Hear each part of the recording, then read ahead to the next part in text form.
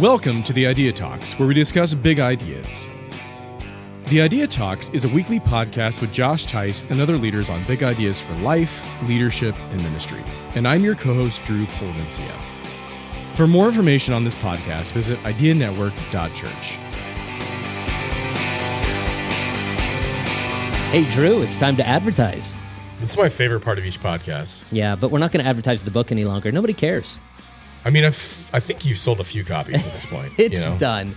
It's done. Put a fork in it, because right now we've got a new thing to push on you, the great listener. Please tell us. No, I can't, because some of these people are fast-forwarding right now. That's true. No, stop fast-forwarding. Stop the scroll. Okay, now you're ready. Here's what we're going to advertise to you. That is the official membership of the Idea Network. So originally it was called the Charter Membership. Charter Membership was limited to like 100 people, right? Yeah, and everybody, and only those who joined up in 2021. You say, man, I want to be a charter member. Well, too bad. You can no longer be a charter member. However, you can be a part of the membership program. That's right, an official member of the Idea Network. You say, but I listen to the podcast. You're not a member. Yeah, but I'm in that Facebook group. Not a member. Yeah, but I come to Idea Day. Not a member. I bought swag off the store. Not a member. Yep. But that swag, by the way, is awesome stuff. Pretty great. Yeah. Official members are those who are joining the 2021 charter members in our membership program. What does that look like? Well, it looks like a monthly fee that goes toward the functioning of the Idea Network and allows the Idea Network to do the things that it does. With that membership, this is what you're purchasing. You're purchasing a weekly virtual roundtable with myself and other ministry leaders for the purpose of creating an environment to share collaborative ideas between Idea Nights, Idea Days, and Idea Summits. These virtual roundtables have been a refreshing time for so many of us. But not only that, you receive a swag box with all of the greatest merchandise Idea Network has to offer, and the ability to get involved in member-exclusive events. Look, we want you to be supportive of the network, and you want to be supportive of the network, but there's a lot that comes along with it, and we want you to be involved with the official membership of the Idea Network. All you have to do is go right to the website and look up membership and join us soon. Ideanetwork.church. Sign up there. Hello, and welcome to this edition of the Idea Talks. Thanks so much for your time today. On today's episode, we have a very special guest with us. That is Dr. Tommy Thompson. He's going to be speaking to us about healthy pastoral succession in church revitalization. Before we get started today, I just want to introduce you to Dr. Tommy and how he's been involved in the Idea Network for quite some time. Tommy is a native of Tampa, Florida, with a passion for discipleship, expository preaching, and church revitalization. Tommy has been married to his wife, Vicky, for over 29 years and has two daughters, Alexis and Hannah. Tommy is a member of the Idea Network and leads coaching session, roundtables, and provides mentorship to ministry leaders around the world. In 2021, Dr. Thompson launched Hope for the Church to offer coaching, consulting, and other training resources to ministry leaders striving to lead their churches to renewed spiritual health through church revitalization. Dr. Tommy is now the lead pastor in Ashburn Church in Orland Park, Illinois. He'll actually be the host of our Idea Day coming up here in March in Chicago. We hope that you can make it to that event. If you want to sign up for that event, go to ideanetwork.church and find out more about the Idea Day hosted in Chicago. We'd love to see you there.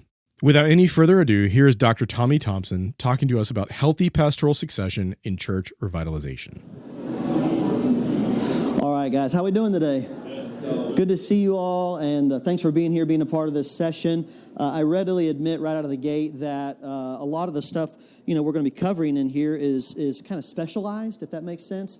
It's all about the context of kind of where you are, what phase of ministry you are in, and I would imagine that maybe most of you in this room are either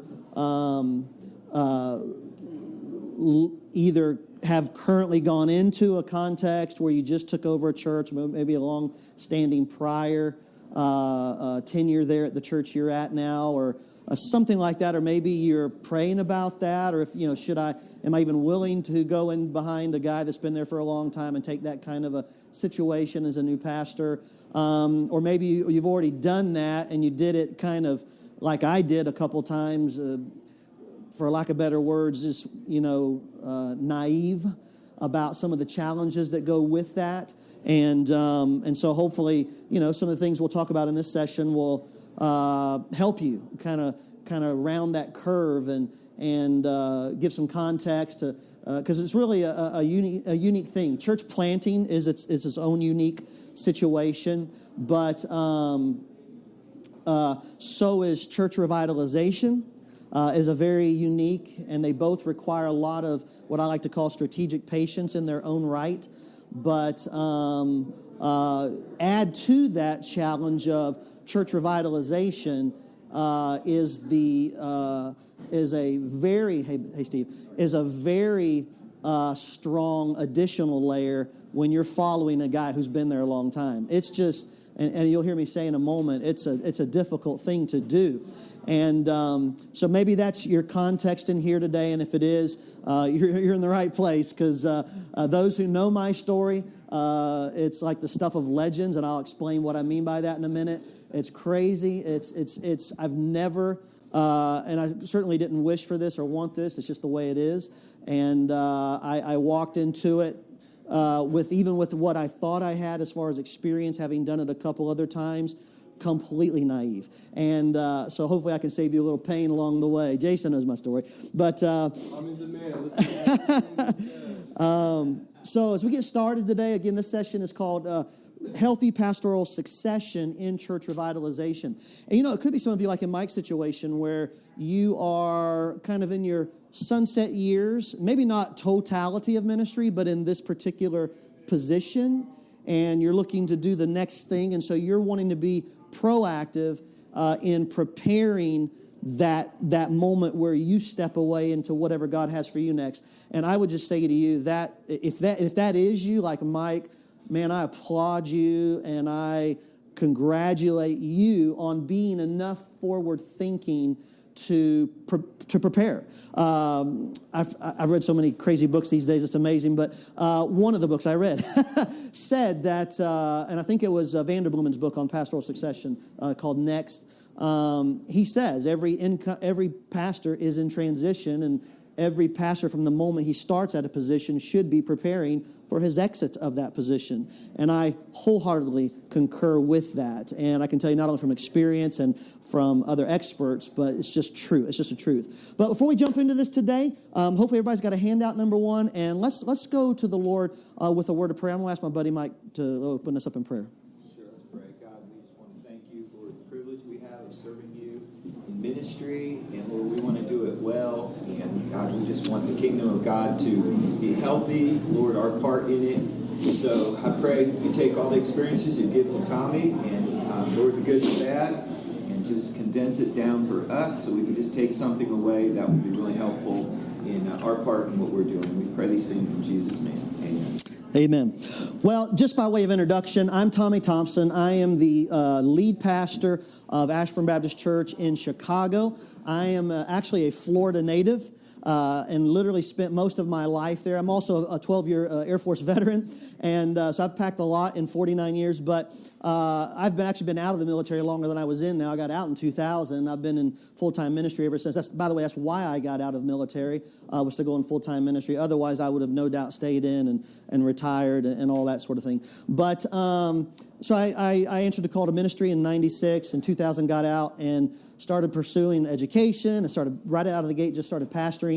And so I didn't have that, formal initial Bible college experience right out of high school.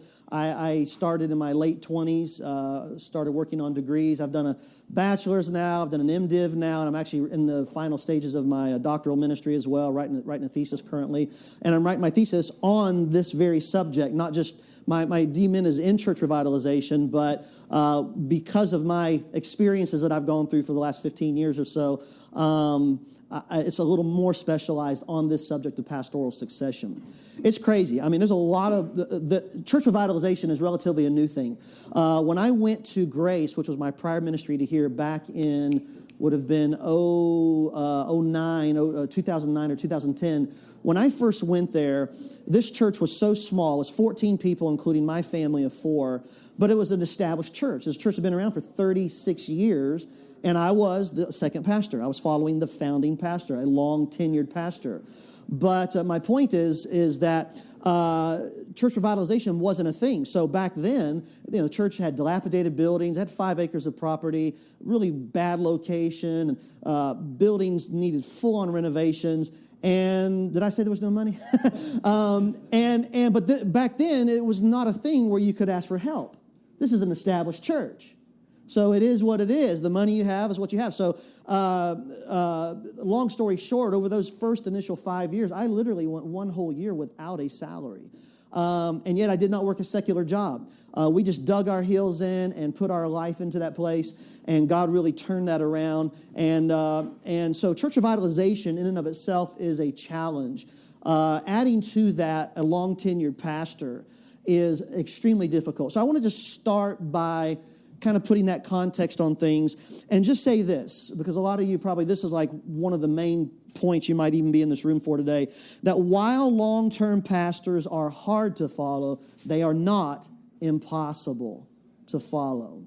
So a lot of people have that idea that, I want to plant a church because I would never go into that context. I just wouldn't do it. I've heard the horror stories, and there's a million of those. So they're hard to follow. So I want you to know that right out of the gate. It is a tough road. It is a tough road, but it is not an impossible road. And I can tell you, and the guys that do know my story will tell you, my situation is probably one of the most impossible scenarios that you could walk through. And I would even say that within the last year, I almost walked away. Now, that's being really transparent and vulnerable.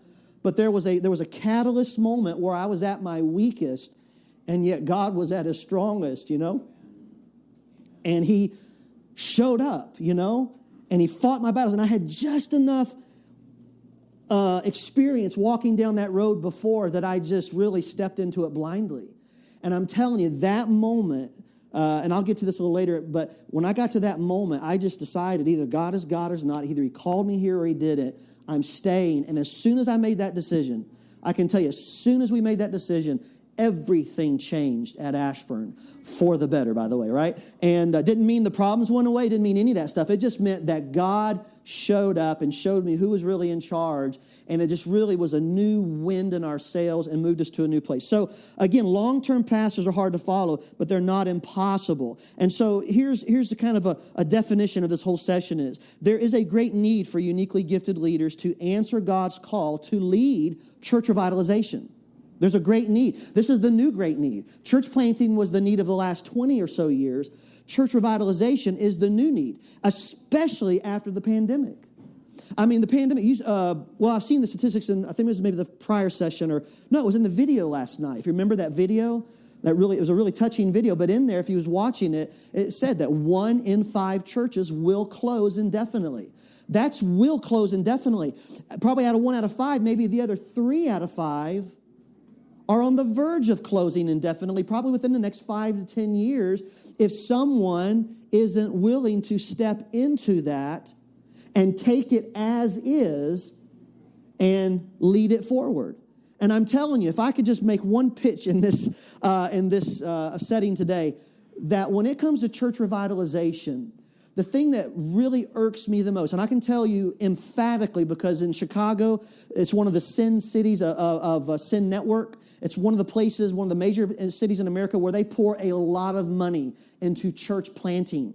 They have now took a step back and reevaluated, and now church revitalization is getting equal footing with church planting because they realize there are tons of properties and buildings out there that are sitting empty, and somebody needs to come in and take the time and energy to take those resources. Because I'm telling you, this as a church planter, even during the pandemic, we've had guys that lost their schools and other facilities they were meeting in because of the pandemic. And then at the same time, you have these other guys over here who've been there 30, 40 years that the church is declining and all these resources are sitting there. And I'm sitting here as a new Chicago, and I'm like, hey, you guys get together and sit in a room and figure something out, And so this is the new thing, church revitalization.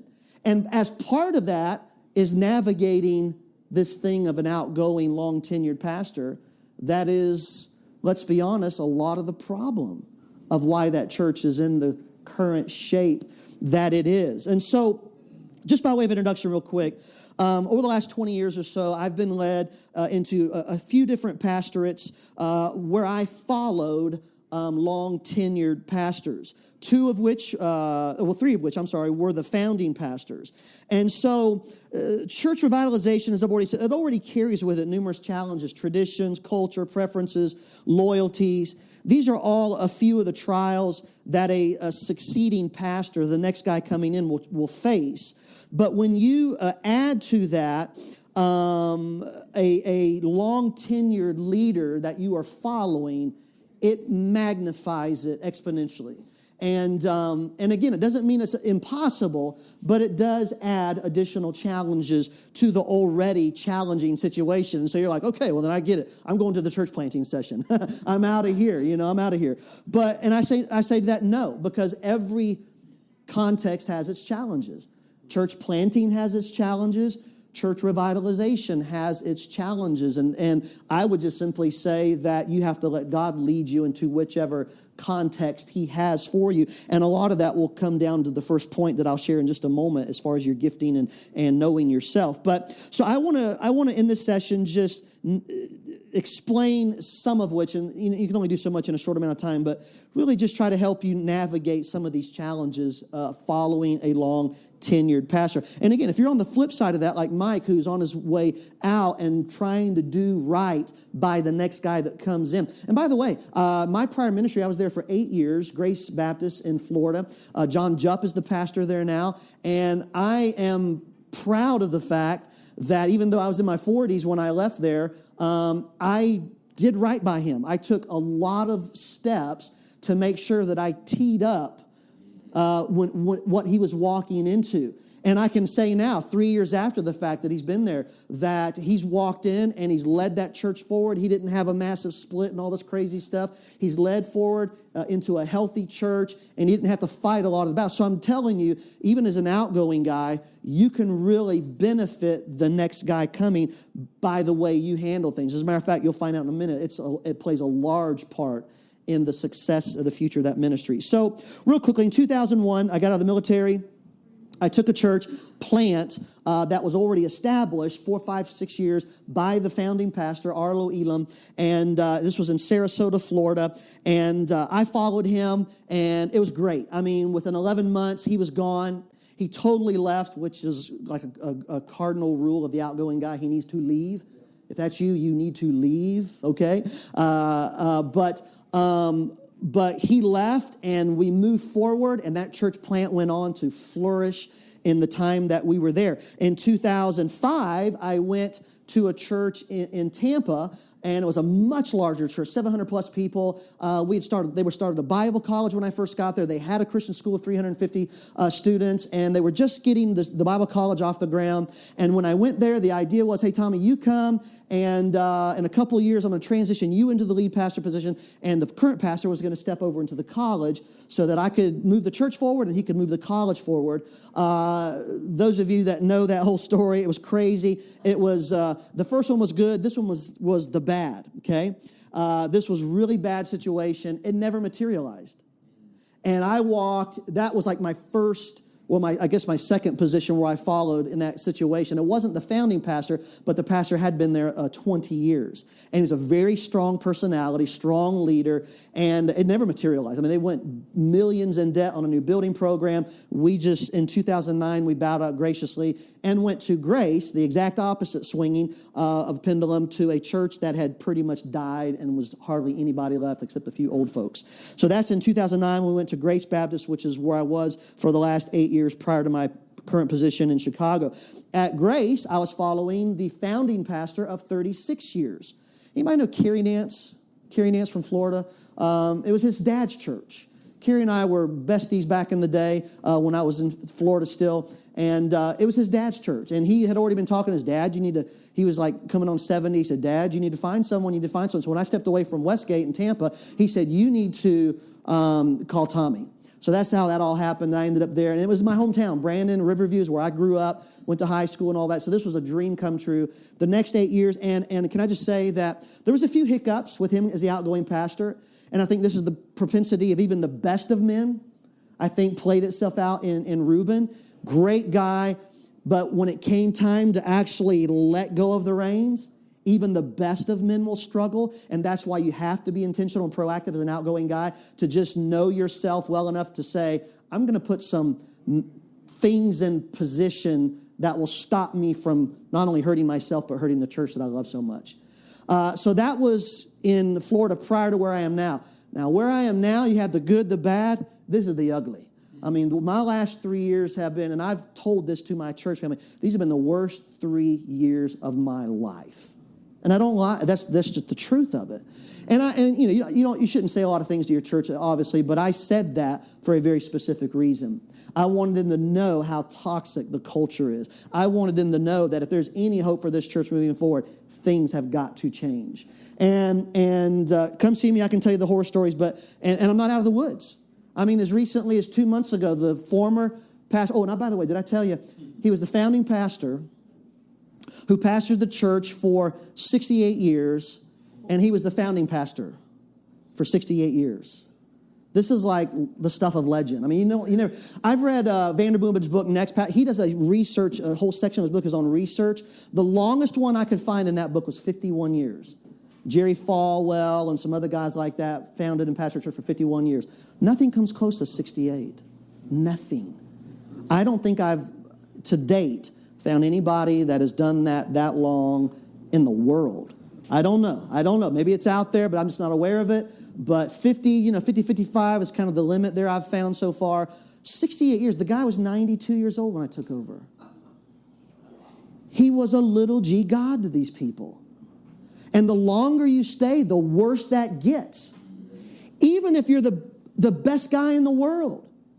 And every decade that passes, you go from cool guy to pastor to legendary to little g God to even some cases big G God with some of these people. And so what I've learned, been reminded of, I should say, in the last 3 years is that this is not about me. What's going on here in this church was here a long time before I got here. I'm just the sucker who followed God into this situation. And what am I going to do? I got to lead through this. So real quickly, I already knew when I went there, this was like what I call mission impossible. It was like all the odds are against me. Matter of fact, Dr. Mark Jobe, who's now the president at Moody, he met his wife in our church years ago and had a part in our church for a time. So he was at, we called it the crossing, the day I became pastor, the passing of the baton. It was the crossing, Moses to Joshua kind of thing. And that day he was there, and he stood up in front of our entire church. It was packed that day. And he said, you need to be graceful to Tommy as he's taking over. You need to really kind of give him some lead here and let him, be his own man and make some mistakes and don't crucify him and all that. And he said, because the average guy and the second generation pastor does not last more than 2 years. And I remember when he said that, I was so angry at first. I was like, why would you say that? You literally wrote my time of departure on the big screen, And so, by the way, just a few weeks ago, I hit the 2-year mark. So, take that, Mark, But at the same time, he is right. There's a term, by the way, for the second guy coming in. He's literally called the sacrificial pastor. Because normally he doesn't stay. It's too much, too deep, too hurtful.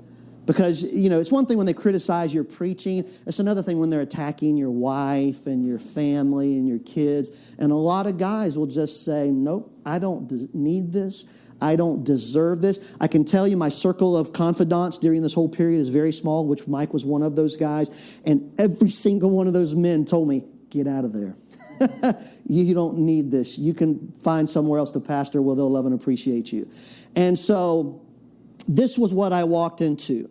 But the bottom line is, and this should always be the bottom line, God leads us and God calls us. Amen? God leads us and God calls us. So there's no book written on this. There's a couple books that do research on it. But when it comes to pastoral succession done right, there I can count the books on one hand easily, maybe maybe like this. But so let me give you, first of all, some raw data. The bottom line is, and I've already painted a pretty bleak picture, but the raw data doesn't favor an incoming pastor.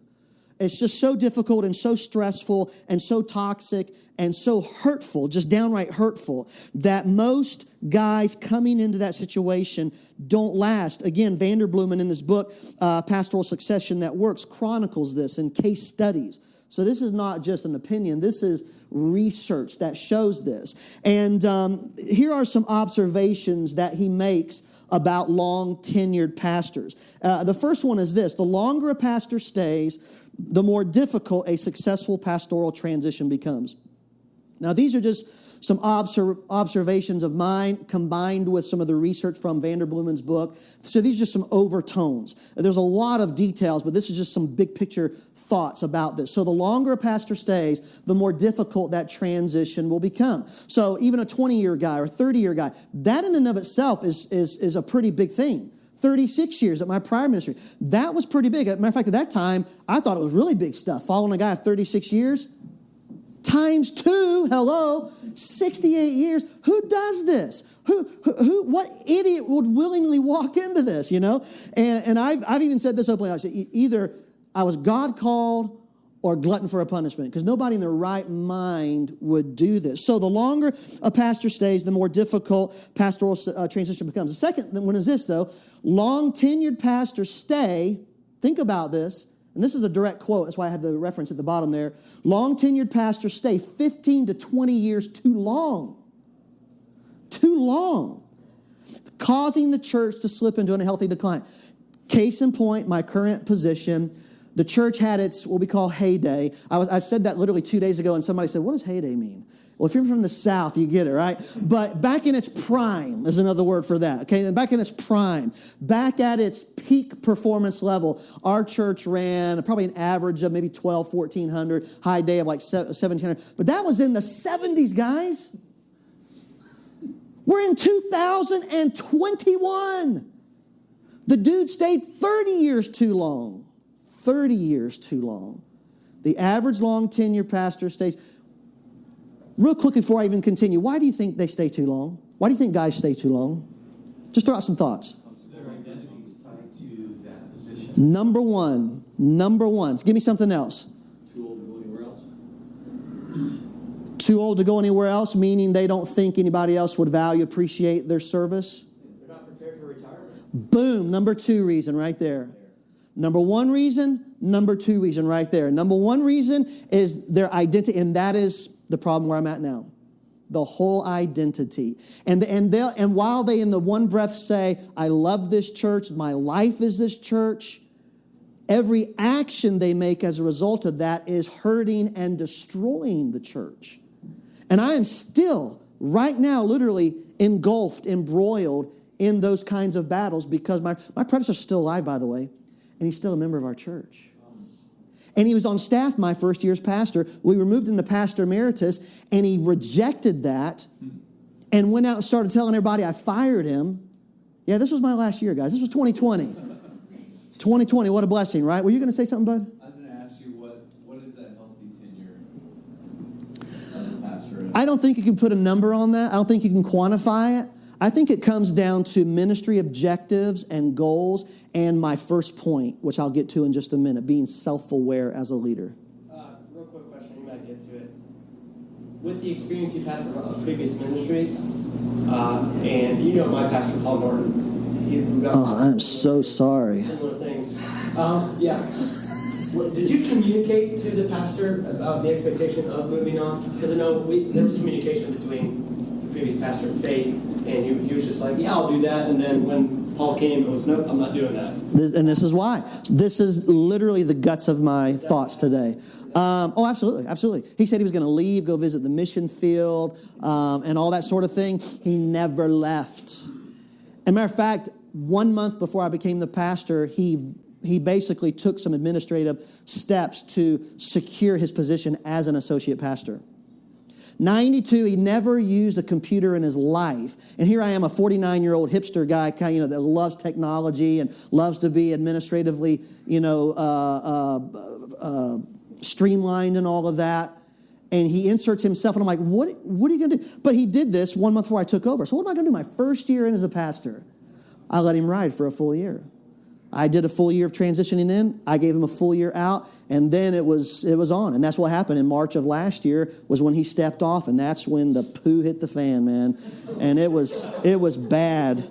It was bad. I mean, I had to listen. This is how bad it got. I had to discipline a crew of people in June of last year, many of which were his family members.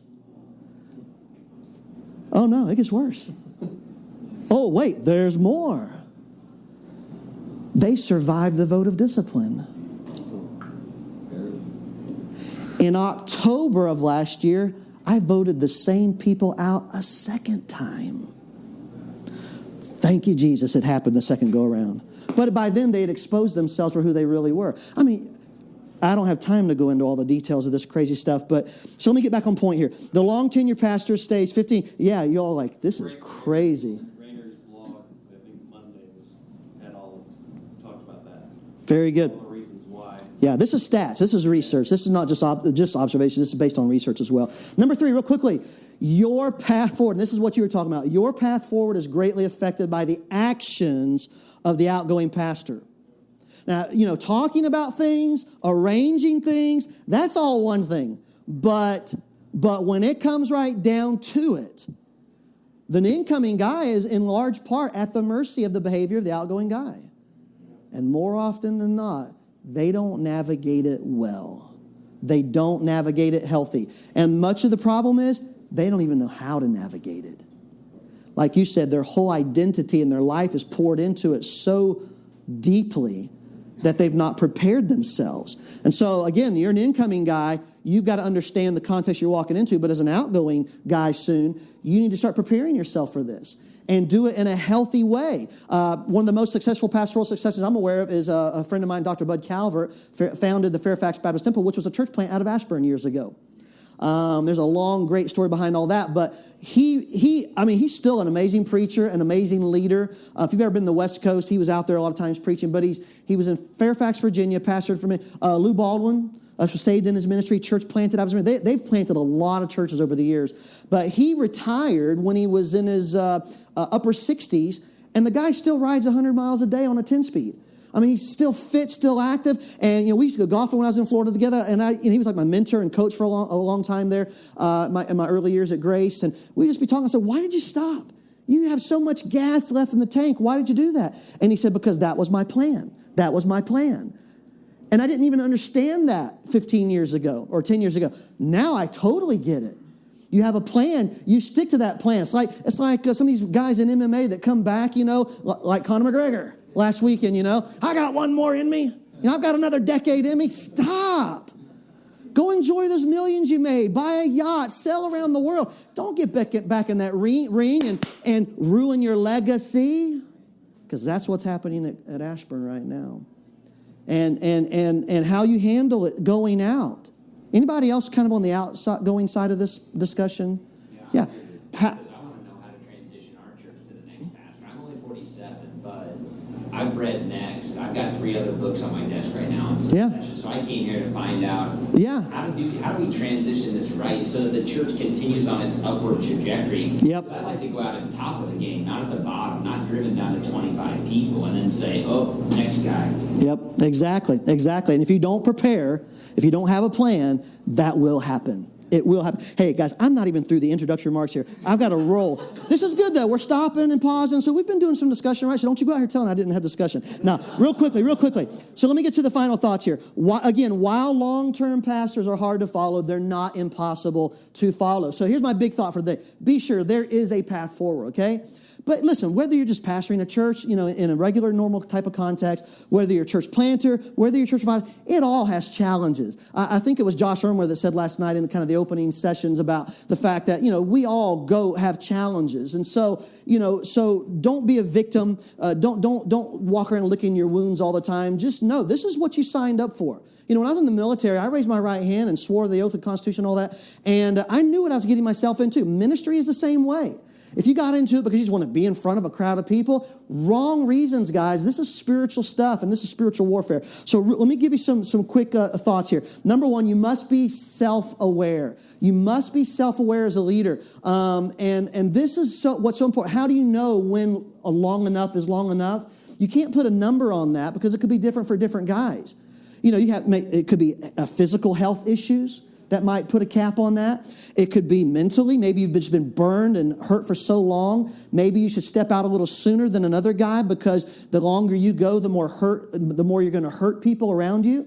And so you can't put a fixed number on that. But knowing yourself as a leader, becoming self-aware, and that there's a lot packed into that. But I want to give you this thought here from Aubrey Maffers. I don't know if I have that quote in here, but it is in your notes. He says the leader's capabilities are God-given and God-directed special abilities for ministry. They are the strengths that will meet the requirements of successful performance in unique ministry settings, capabilities including spiritual and natural gifts, passion, temperaments, knowledge, skills, and emotions. This book is in your resources at the bottom. I would highly recommend it. I bought it for all my staff. I forced them to go through it. And as soon as they got into it, they're like, this is like completely eye-opening. And can I tell you, that was the very key to my success in my current context. I read this book as part of my MDiv program when I was, MDiv was on leadership a few years back. And this book revolutionized my ministry. It helped me to be okay with me, the identity thing that we talked about last night. It helped me to appreciate both my strengths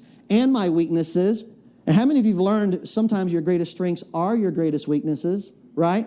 But becoming self-aware of that helped me to learn how to surround myself with the right kind of guys that will help push me harder and farther. But it also helped me to know what I can handle, what amount of stress and all that sort of thing. So knowing yourself, that helped me to know that I was the right guy for the church that I'm at now.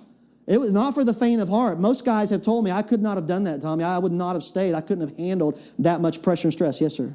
Or I'm sorry, it was you. I'm sorry. Which book was that exactly? Which one? Oh, it's at the bottom. It's Aubrey Malfer's Being Leaders, I think it is. Yeah, phenomenal book, okay? So being aware of your own strengths and weaknesses will help you determine whether your leadership context is a good fit for the ministry context. So when you're considering something, it's not only who you are as a leader, it's who the church is. And sometimes it just might be too much to handle. Honestly, when I first went to Ashburn to candidate, we were there on a Sunday the whole weekend. We left that day and I said, there's no way. There's no way. The culture is so, we rave about the IFB context around here. This was to the left of all of that. It's crazy, cultish-like stuff. And I said, there's no way. But I couldn't get away from what God wanted me to do. So that's the only reason I went. And it's the only reason I'm still there. Amen. But so knowing these things, being self-aware, that book will help you with that. Number 2, let me give you this thought. So again, confidence. Being self-aware brings you confidence.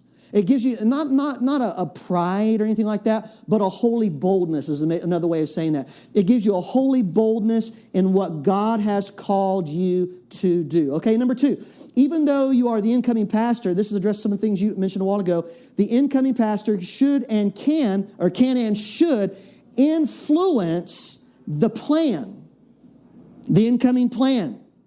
And so let me give you a couple thoughts on that. A lot of people say, should I get it in writing? Yes. A lot of people are like, oh, well, I trust him. No. But, he's a good guy. No. But, well, I don't, that'd be embarrassing to be honest. No. This is your life, guys. I don't want to bounce around from ministry to ministry. That's not my objective of the next rung higher.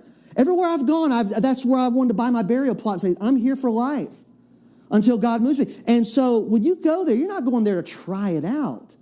You're going there to pour your heart and life into this thing. And so you have to have that plan. And yes, we had a plan. And yes, we had it in writing. And we had all that. But even then sometimes, but you at least got to do the basic stuff. So on your way out, there needs to be, and there can be some discussion, by the way, on whether you should have a hand in appointing the next guy. Honestly, at this place in my life, I believe it's better for the outgoing guy to have a plan, execute it, and leave, and let the church lead that process. That's where I'm at. Just speaking to that in your situation, because you guys did have it in writing and you had that vote from day one, Yeah. even though you were going to be under him for a year, if you hadn't had that, you wouldn't be there right now. No, I absolutely would not. Yeah, I hung my hat on that. You would not. Yeah, because I had that was the only reason I had that kind of ace up my sleeve to say, hey, this is what the church voted on. We are moving forward. I mean, there came a place where I had to do that.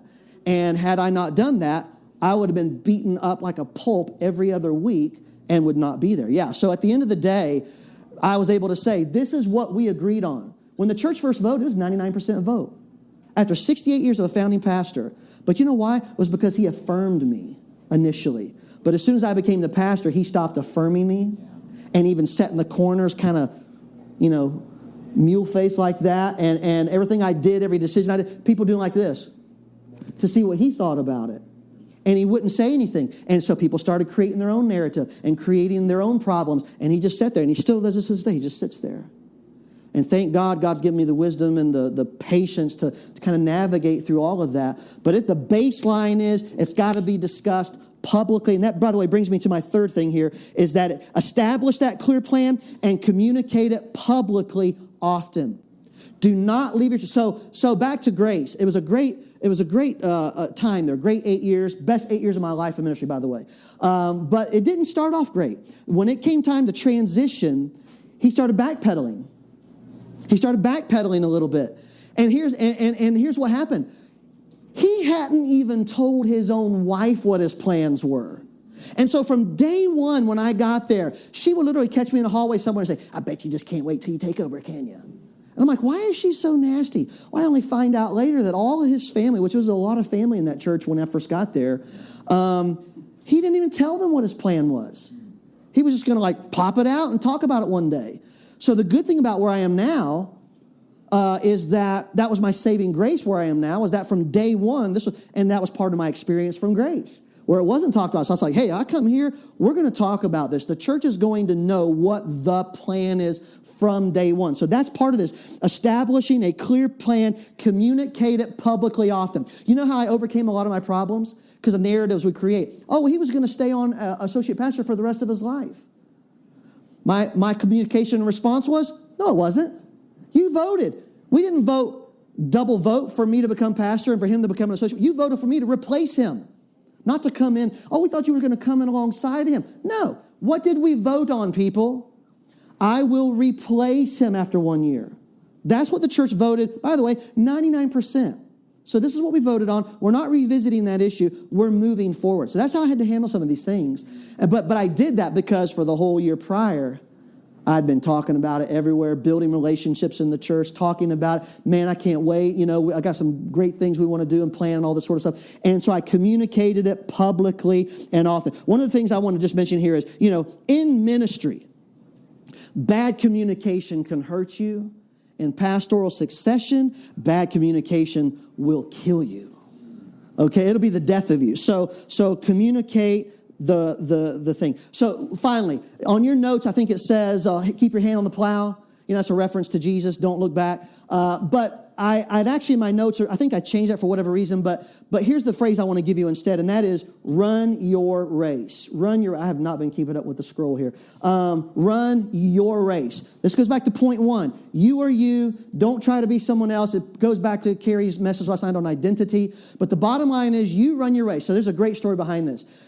Great young family in our church. Her husband's a deacon right now. But when I first took over, I went through some crazy mess. And one day, this lady, she knew I was a runner. And please don't look at me right now and think you're a runner, because I know it's bad. It's been a rough year, okay? It's been a rough year. I'm 20 years older, yeah. But 20 pounds heavier than I was a couple years ago. So she brought in a framed picture. She had actually went on my social media, and I had way back, I had a pair of Kinvaras that I run in, and they were brand new, and I loved them, so I put a picture up. So she grabbed that and framed it. And on the corner of that frame, she brought it as a gift for me one day, and it just said, run your race. Because here's what you hear a lot as the incoming pastor with a long tenure guy.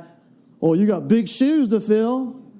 I had gotten so sick of that one day in my sermon, I stood up and I just said, I said, I'm not trying to fill his shoes. I literally said that out loud. I said, I am not trying to fill another man's shoes. I am me. I'm going to lead as me. And it was like everybody started clapping. I was like, hey, okay, that went okay, you know. Whew, you know, kind of a make it or break it point. But anyways, I've had to do some crazy stuff, guys. It's crazy. But story, if you ever get a chance to read the book Next, Pastoral, there's a story in there about, if you can imagine this, Max Lucado's successor was named Randy Frazee at Oak Hills Church in San Antonio. Randy Frazee took over right after Max Lucado had been named Reader Digest America's Best Preacher. So here he is following this as a second-generation leader. You know, this whole story is in the next Vanderbloemen's book, so if you want to get that. But he basically said, like me, he got tired of big shoes to fill, and he finally came to terms with himself. This goes back to point one. He basically said, I'm not trying to run his race. God's given me my own race. And being comfortable with that. And knowing that when God called you there, He knew your giftedness. He knew your abilities. God knows what He's doing. This is what we get back to last night. At the end of the day, my identity is not tied in what these people think about me. It's what Jesus knows about me and has called me to do. And just being okay with that. You know?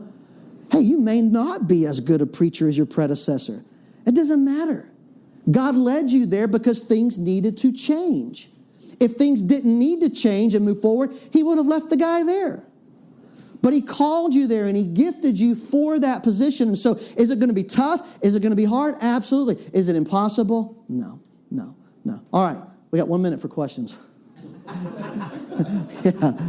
Tommy, we're in a situation where we had 2 long-term pastors, then a pastor came in who was in the church for 2 years, and now we're in a period of transition. Do you have anything to say to kind of that situation as far as church is 75 years old, we had a pastor 35 years, 30 years, 2 years, and now we're in the middle of another pastoral succession, essentially right now. But you have an interim right now? We have an interim pastor. Yeah, I will say interims are healthy in most cases.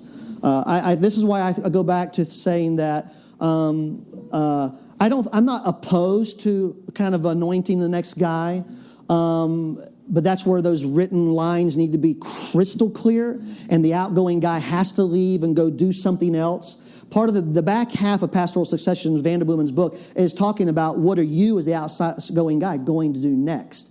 Not staying there, not hovering, not when a decision made, everybody's looking at you. You need to disappear. When Dr. Bud Calvert retired from Fairfax Baptist, he moved to Florida. And that's why the church was able to go forward in a healthy way. So interims are healthy. They're not indefinitely healthy because there is a point where it can become unhealthy.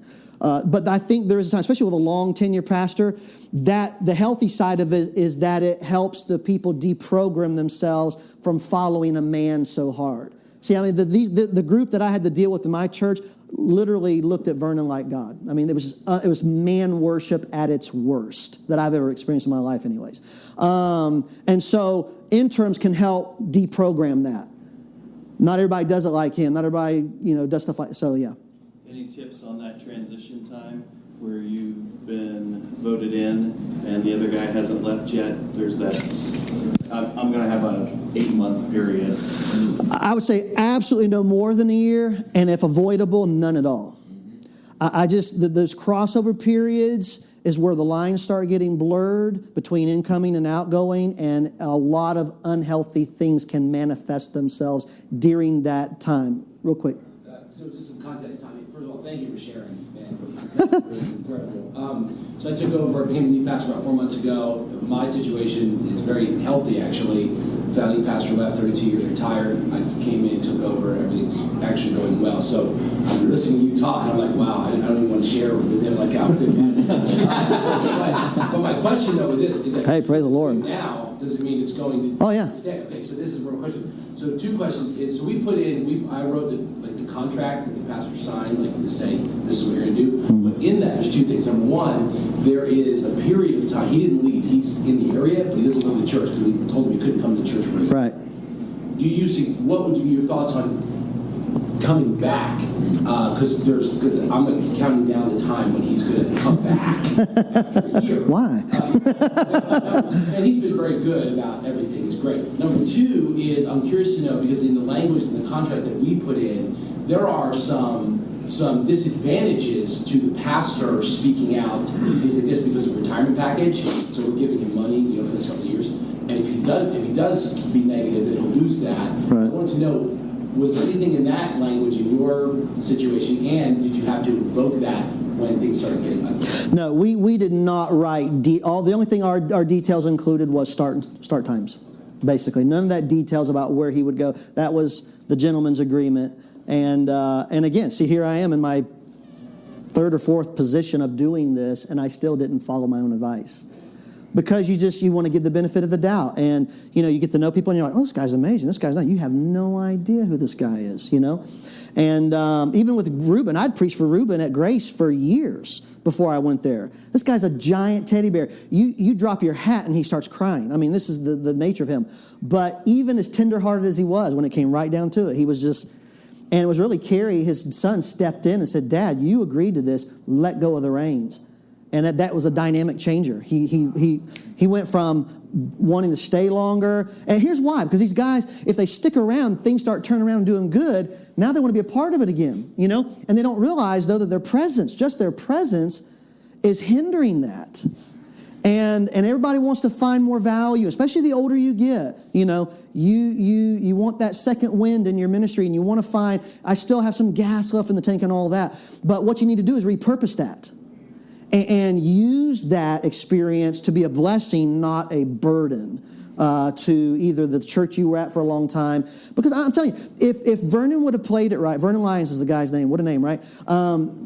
If he would have used that wisdom and that experience and all that stuff right, number one, it would be so much easier to be able to honor him, bring him back, and do cool things like that to shore up his legacy. But he could have taken this experience around the country and preached for other guys and all this. And it says something, by the way, that not only did he not want to leave, but since he's retired, not one single church has asked him to come and preach. This goes back to underlying issues that I didn't even realize existed, especially throughout Chicagoland, So this is why you have to get things in writing. And this is why you have to stick to a plan. Yes, sir. So we're talking about pastors and, that kind of struggles there, but...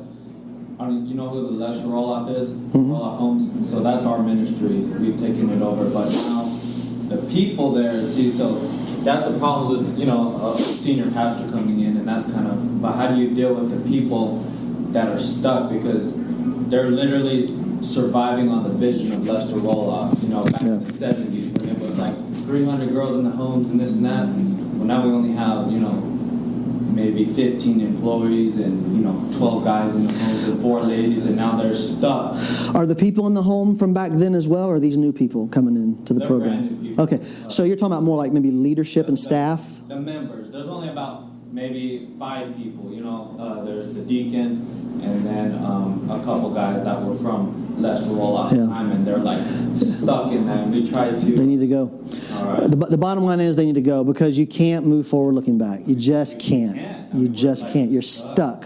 Yep. It's a similar story for everybody. Yes, sir. You said, it's key that the outgoing guy leaves. Thoughts? That's best case scenario. Yeah, best case scenario. It's not always practical. Advice when the guy that's leaving is your father. You need to talk to Josh Ermler, because Josh Ermler went through that. If you want some other guys that have church revitalization experience, Josh Ermler followed his dad. He's got a lot of stories there. Robbie Green down at Levon Drive. He's 5 years into a very similar situation. His pastor was there for like 50 plus years, I think. So we've shared we've licked a lot of each other's wounds over the last couple of years. But anyways, same principles. Same principle. And that's a tougher conversation to have when it's your dad. I'd kind of follow up with that. I'm now in a church context where I'm taking over. The previous pastor, both sides of his family are and were a part of the church. What are some principles to interact with the family of the former pastor? It's a delicate walk. I've still got that in our church as well. And here's what you do. If you are the incoming guy, if you're on that side of the coin, okay, number one, you never you're never justified in acting vengefully, okay? Matter of fact, the key to my success and survival in my current situation has been keeping my mouth shut. Even when sometimes many other people around me in our church were saying, you need to stand up and explain the situation. I chose from day one, God called me here, I'm going to let God fight my battles. And I've stayed that course, and I'm telling you, sometimes I've been tempted to come off that wall and, take some matters into my own hands because this isn't right, I don't deserve this, all that kind of emotion comes in. That's where you got to stay on principles and stay on plan. And be a principled leader, even if the other side isn't. Because I can tell you, I believe this with all my heart, 1,000%. If you will stay like that, stay humble and dependent on God, He will fight your battles and you will survive and the church will see greater days. Everything I've told you is crazy. It's horrific, and there's a lot more that you don't even know, which is crazy. But we had our highest, and this is a little pandemic too. We replanted our Chicago campus. We started Arabic ministry in the middle of all this. And Christmas, we had our highest in-person Christmas attendance in a decade. So my final point is run your race, which is basically don't quit. Don't quit. And this is why there's a second-generation sacrificial pastor, because you get hurt so bad and so deeply as a second-generation leader, you just can't take it and you leave.